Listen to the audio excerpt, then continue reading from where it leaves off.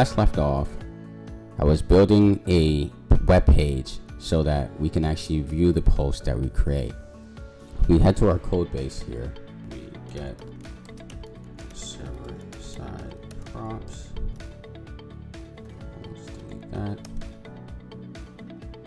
This is just going to call it context.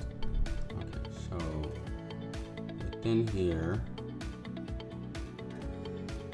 I'm going to post that map.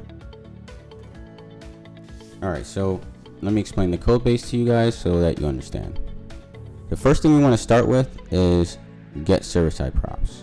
getServersideProps is essentially going to MongoDB. It's connecting to MongoDB. We're giving it the URI, which we provided from our .env environment, which we got from MongoDB. If we head over to our database, and then we head over to connect, and then you head over to driver, you'll get your MongoDB connection from there. Okay, so back to the code base. From there, we're connecting to MongoDB, then we're connecting to our database by giving it the database name and using client.connect. And now, since we have access to our database, we now want to access a particular collection within that database. So which collection do we want to access? Well, the collection we created here is called post. Access the post collection.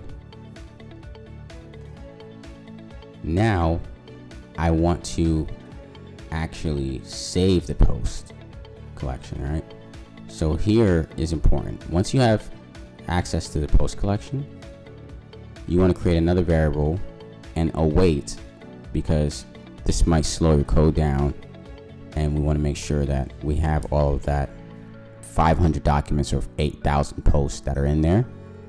And then we want to convert it to an array, because it'll be JSON data, and sometimes JSON acts a little weird on the web browser, so we want to convert it to an array.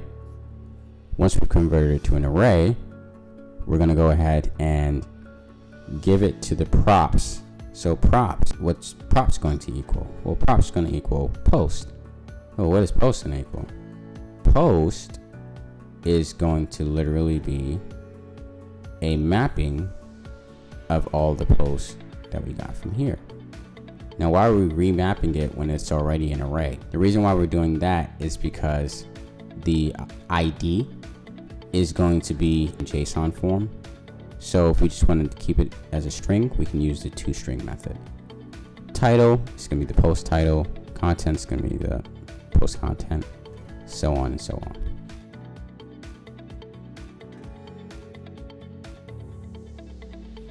This post that we see here in the props is now given to us from this getServersideProps. That's why Next.js is so awesome.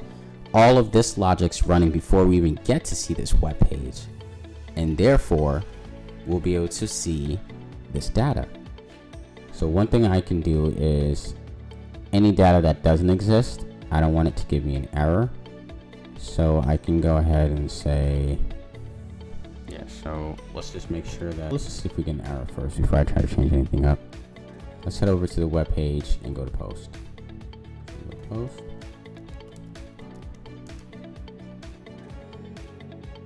Okay, so we did in fact get an error. Undefined cannot be serialized using JSON. So let's see here. Okay, so we do have the post. Hey everyone. So when we last left off, we were attempting to create a post grid for all of the posts that we created. However, object ID within MongoDB was not serializable, so it's giving us an error. So what we want to do here is pretty simple. Right at the bottom here, we just include this logic. And here we go. So we're going to map this out, okay? The post that we get from here. Once we get the actual post, we want to overwrite the ID. Now we can pass that in, and let's see if this fixes our issue. Wonderful. So we now see our application. It has the post that we're looking for. Got first post, great. Importance category, wonderful, right? Time and date, I don't see.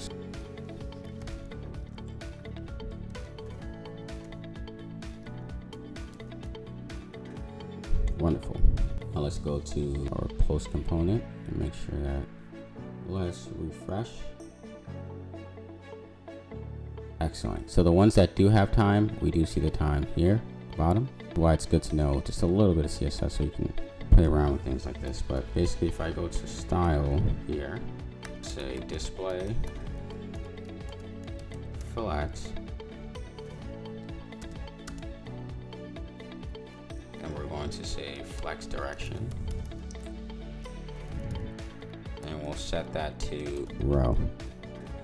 Okay, then we'll say justify content. We're going to say space between. Still more or less close to each other, so let me see, because they're in the same div here. Okay, so what I'll need to do is take this and put it in its own small tag.